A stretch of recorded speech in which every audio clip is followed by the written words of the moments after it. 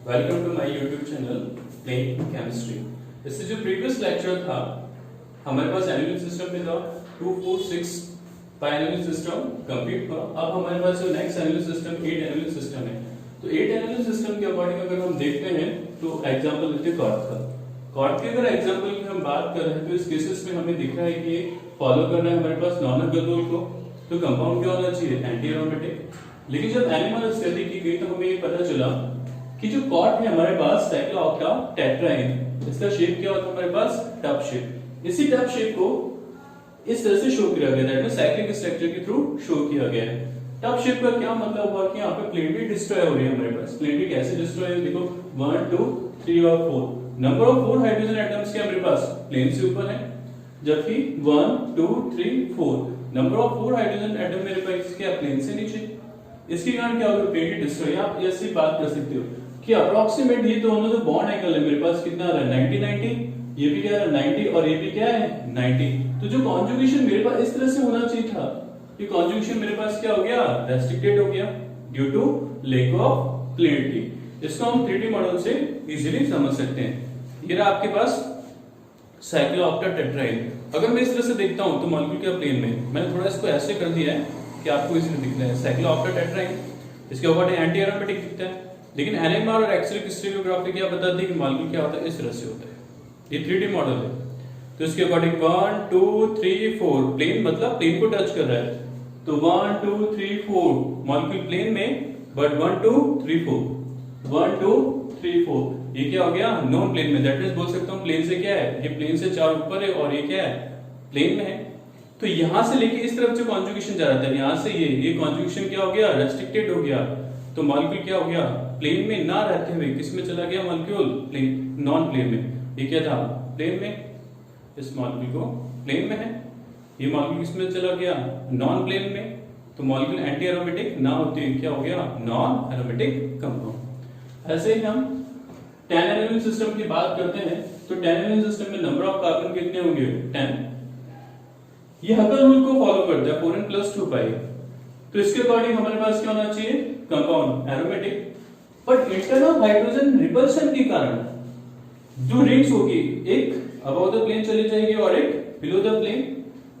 तो प्लेन की डिस्ट्रॉय होने के कारण कंपाउंड क्या हो जाएगा? Non aromatic.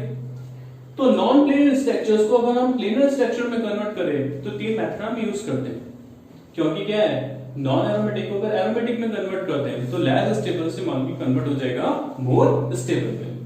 तो फर्स्ट मेथड है साइक्लाइजेशन। इस साइक्लाइजेशन में आपने क्या किया? देखो मेन प्रॉब्लम इन दोनों हाइड्रोजन की आ रही है। अगर इन दोनों हाइड्रोजन को हटाकर आप एक बॉन्ड का फॉर्मेशन कर दो तो हाइड्रोजन की रिपल्शन क्या होगा? ऑटोमेटिक डिस्ट्रॉय हो जाएगा। मैंने बस यही किया, एक बॉन्ड का फॉर्मेशन कर दिया, जिससे क्या हो गया? मॉलिक्यूल नेप्थलीन में कन्वर्ट हो गया। जो मॉलिक्यूल मेरे पास क्या है? Aromatic molecule. सेकंड कंडीशंस में क्या करा? इन दोनों हाइड्रोजन को हटाने के लिए ब्रिज का फॉर्मेशन कर दिया। तो आपने यहां से क्या किया? ब्रिज का फॉर्मेशन किया, ये ब्रिज बन गया। जैसे हमने ब्रिज का फॉर्मेशन किया तो ब्रिज में जो ब्रिज वाला कार्बन है कौन सा? sp3, लेकिन रिंग क्या बनेगा आपके पास? फ्लैट। ये इस तरह से रिंग है और ये कार्बन क्या है? यहां पर। और हमें पता है जो एरोमेटिसिटी होती है किसके कारण होती है? पेरिफेरल इलेक्ट्रॉन्स के कारण।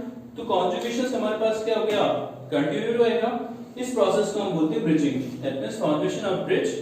तो जो नॉन एरोमेटिक कंपाउंड है किसमें कन्वर्ट हो जाएगा? एरोमेटिक कंपाउंड में। नेक्स्ट है हमारे पास डिहाइड्रो डेरिवेटिव।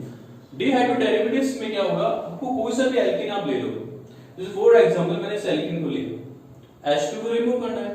डिहाइड्रो डेरिवेटिव मतलब होता है रिमूवल ऑफ H2 ना। तो जैसे आपने इस बॉन्ड को रिमूव किया, H2 यहां पे रिमूव, तो ये किसमें कन्वर्ट हो गया? Triple bond. ये ट्रिपल बॉन्ड में कन्वर्ट हो गया। और हमें पता है डबल बॉन्ड का बॉन्ड एंगल कितना होता है? 120। 120 भी प्लेन में है, लेकिन 180 से रिंग पूरी क्या हो जाती है? फ्लैट। तो रिंग कंप्लीटली क्या हो गया आपके पास? फ्लैट। तो 10 पाई इलेक्ट्रॉनिक सिस्टम्स के कारण हमारे पास कंपाउंड क्या हो गया? Aromatic compound. ऐसे हमारे पास 12 एनुअल सिस्टम है। तो 12 एनुअल सिस्टम में नंबर ऑफ कार्बन कितने हैं? 12। तो नंबर ऑफ पाई इलेक्ट्रॉन्स कितने होंगे? 12 देख लेते हैं। 1, 2, 3, 4, 5, 6। Number of 5.6। तो नंबर ऑफ पाई इलेक्ट्रॉन कितने होंगे हमारे पास? 12। अब इसकी जो कैविटी साइज है ये लार्ज नहीं है, तो लार्ज कैविटी साइज ना होने के कारण इंटरनल हाइड्रोजन रिपल्शन होगा। इंटरनल हाइड्रोजन रिपल्शन होने के कारण कंपाउंड कहां चला जाएगा, नॉन प्लेनर की तरफ, और कंपाउंड क्या हो जाएगा, नॉन एरोमेटिक।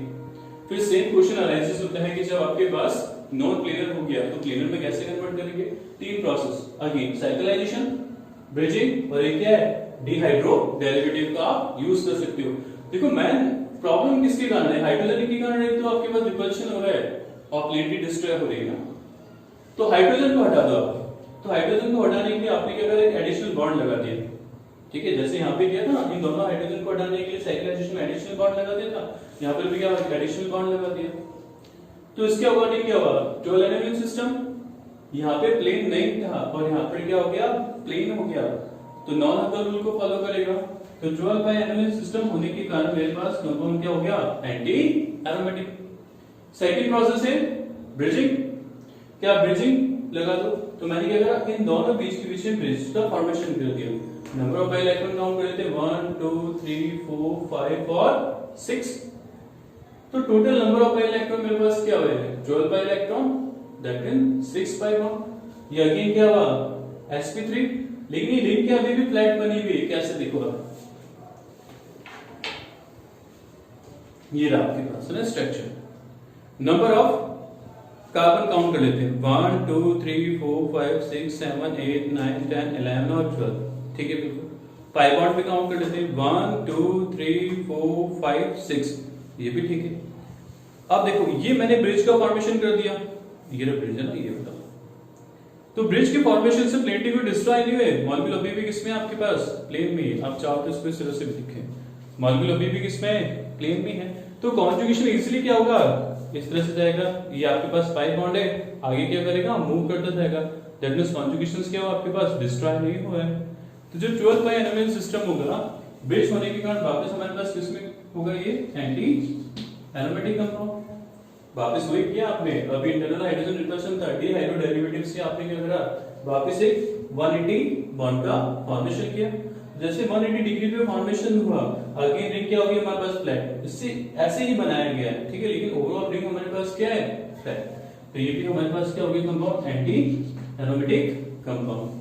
अब ऐसे ही हम 14 एनालिन सिस्टम की बात करते हैं। तो 14 एनालिन सिस्टम में हमारे पास जो कैविटी होती है बहुत लार्ज होती है, तो इस लार्ज कैविटी होने के कारण जो हमारे पास इंटरनल हाइड्रोजन है, ये इंटरनल हाइड्रोजन एक दूसरे से रिपल्शन नहीं कर पाते, तो रिपल्शन नहीं कर पाने का इजीली किसको फॉलो करेगा, हकल रूल, 4n+2 पाई, और कंपाउंड हमारे पास क्या हो गया, aromatic compound, that means 14 aniline system हमारे पास क्या हो गया, एरोमेटिक होगा।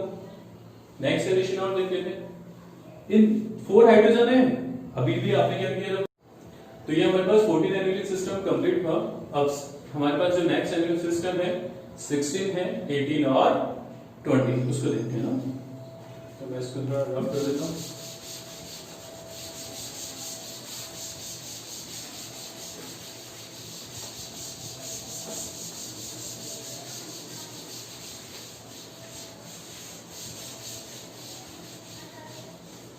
देखिए वैसे 16 जो एनालिन सिस्टम है, 16 एनालिन सिस्टम हमारे पास क्या हाईली अनस्टेबल है, तो हाईली अनस्टेबल होने के कारण ये आपके पास 16 एनालिन रहा, कार्ड हटाता हूं इसको,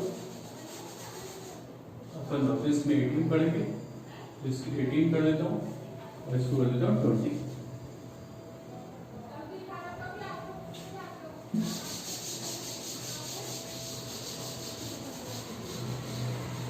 तो 16 अगर एनालिन सिस्टम की अगर हम बात करते हैं, तो 16 एनालिन सिस्टम क्या होती है, हाईली अनस्टेबल होते हैं। आपके एनएमआर डेटा और हाइड्रोजनेशन एनर्जी के बेसिस पे हमें ये पता चलता है कि 16 एनालिन सिस्टम है 8 एनालिन सिस्टम और 14 एनालिन सिस्टम से क्या लेस स्टेबल है, और जो इसके इंटरनल हाइड्रोजन होते हैं मैनी कन्फर्मेशंस में मिलते हैं, इसलिए आपको कहीं पर भी 16 एनालिन का कोई भी स्ट्रक्चर्स नहीं मिलेगा। 16 अगर एनालिन के अकॉर्डिंग बात करते हैं तो हकल रूल्स को फॉलो करते हैं, अगर हकल रूल को फॉलो कर रहा है ये, तो हमारे पास कंपाउंड होना चाहिए एरोमेटिक, लेकिन वो एनएमआर डेटा के अकॉर्डिंग हमें ये पता चलता है जो 16 एनालिन होती है नॉन एरोमेटिक होती है, दैट मींस प्लेन में नहीं होती। वैसे इसका कोई भी स्ट्रक्चर किसी भी बुक में आपको नहीं मिलेगा, फिर भी हम एक हाइपोथेटिकल स्ट्रक्चर ड्रॉ करते हैं ना, तो जैसे मैंने इसमें एक हाइपोथेटिकल स्ट्रक्चर ड्रॉ कर दिया, ड्रॉ आप ऐसे ही करें बिल्कुल जैसे मैंने किया है।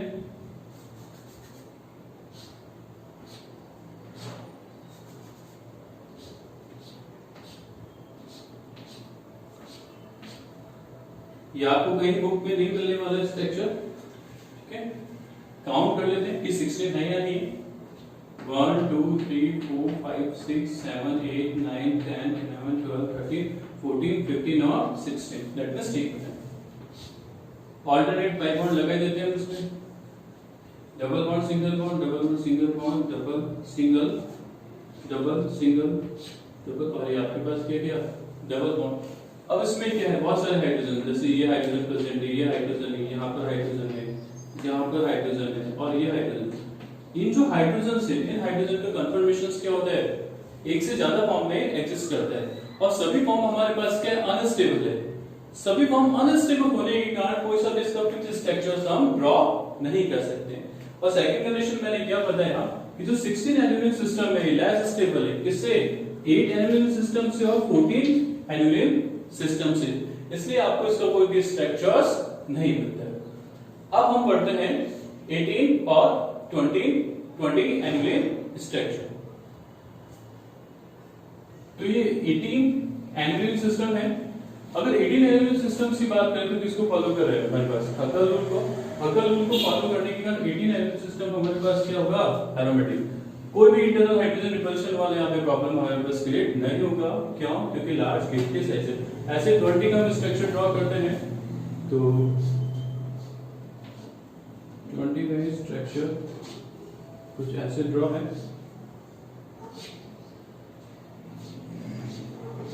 आपको उसकी प्रैक्टिस करनी पड़ेगी।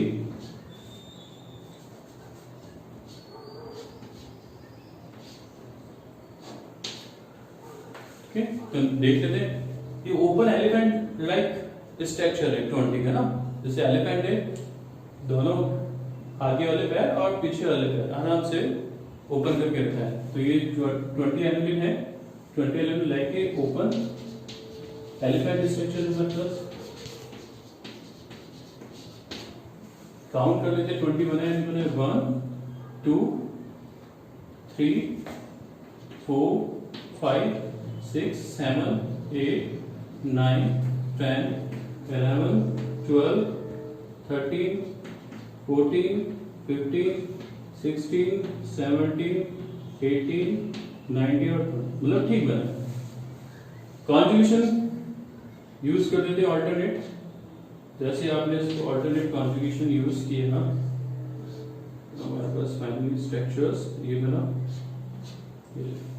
अब एक 20 एनुलिन सिस्टम होने के कारण हमारे पास क्या होगा, एंटी एरोमेटिक।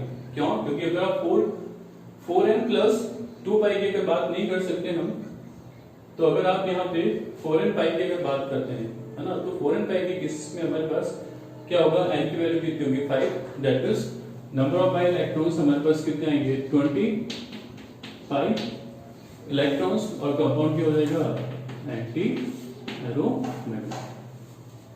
ये आपका एनुलिन सिस्टम कंप्लीट हुआ।